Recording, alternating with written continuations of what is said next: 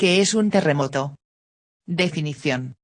Un terremoto es el movimiento brusco de la Tierra, con mayúsculas, ya que nos referimos al planeta, causado por la brusca liberación de energía acumulada durante un largo tiempo.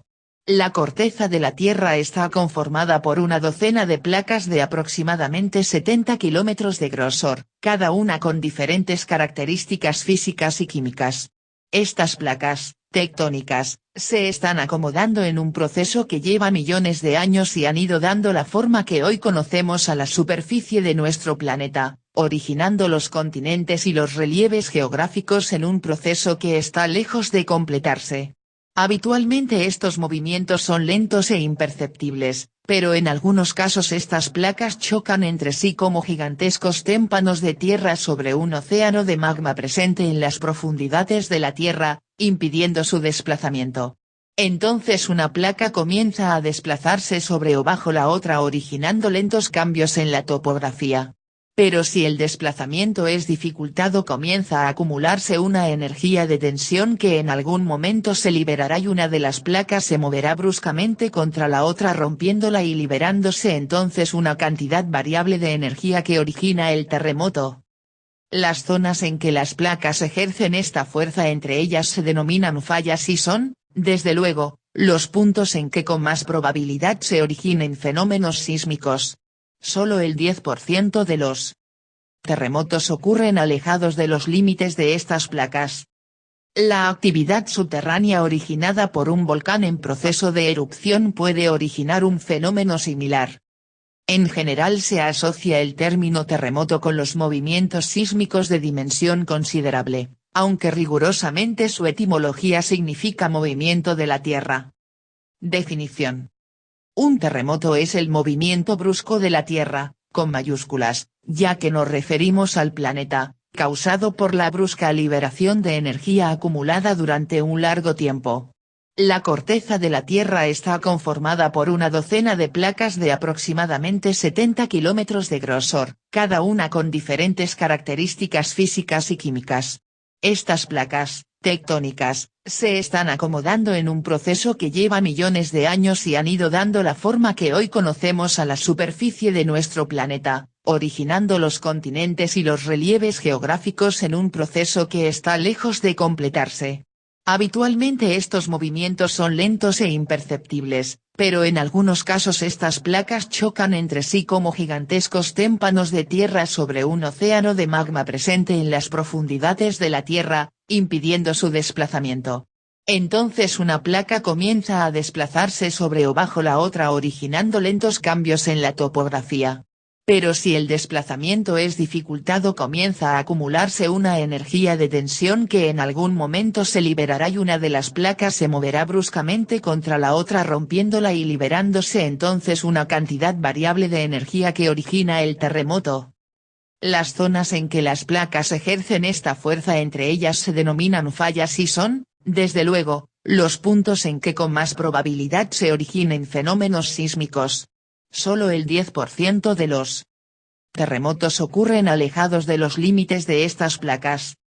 La actividad subterránea originada por un volcán en proceso de erupción puede originar un fenómeno similar. En general se asocia el término terremoto con los movimientos sísmicos de dimensión considerable, aunque rigurosamente su etimología significa movimiento de la Tierra. Hipocentro, o foco. Es el punto en la profundidad de la Tierra desde donde se libera la energía en un terremoto. Cuando ocurre en la corteza de ella, hasta 70 kilómetros de profundidad, se denomina superficial.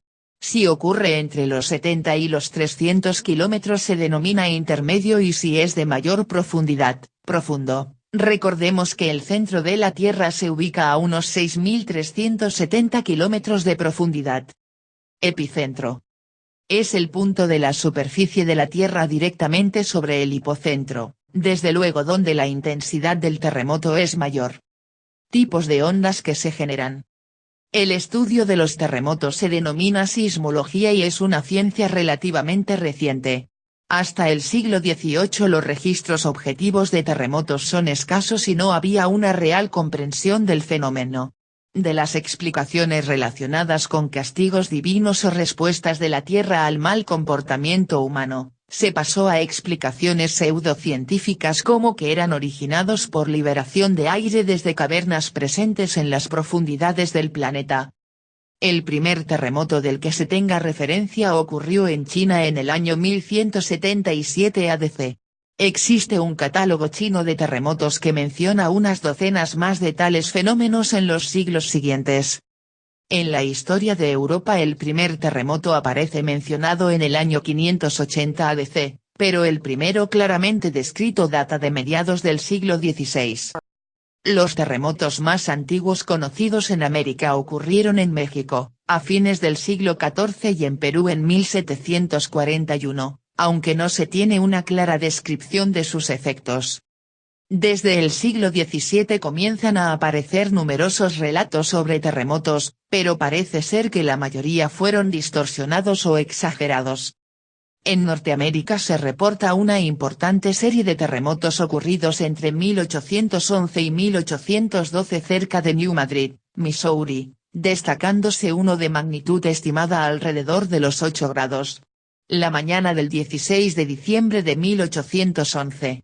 El 23 de enero y el 7 de febrero de 1812 hubo otros 2 terremotos considerables en la zona, especialmente el último mencionado, cuyas réplicas duraron meses y fue sentido en zonas tan lejanas como Denver y Boston. Por no estar tan pobladas entonces, las ciudades no registraron demasiadas muertes o daños.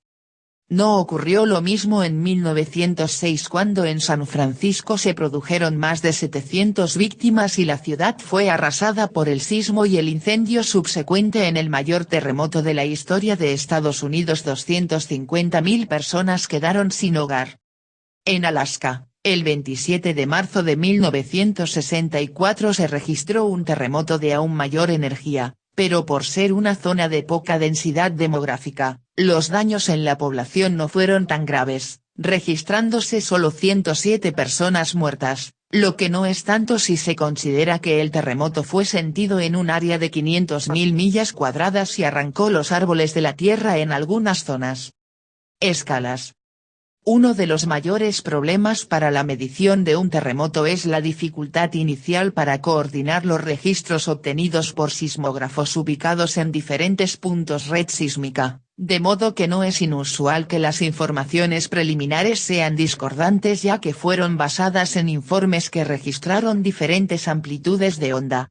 Determinar el área total abarcada por el sismo puede tardar varias horas o días de análisis del movimiento mayor y de sus réplicas. La prontitud del diagnóstico es de importancia capital para echar a andar los mecanismos de ayuda en tales emergencias.